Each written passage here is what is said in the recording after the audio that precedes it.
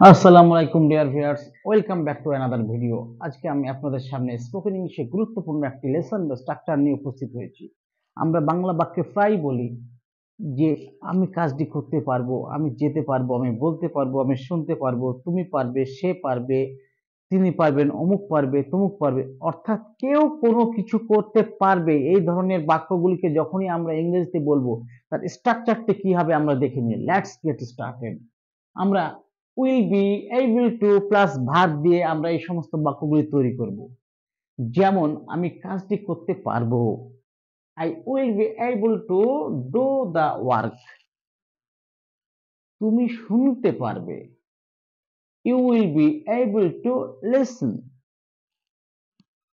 সে করতে পারবে, he will be able to do. তারা যেতে পারবে, they will be able to গো।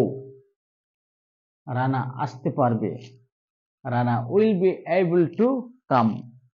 অর্থাৎ সাবজেক্টের পরে উইল বি এবল টু এবং তারপরে ভার্ব বসিয়ে আমরা এই ধরনের শত শত সেন্টেন্স মেক করতে পারবো।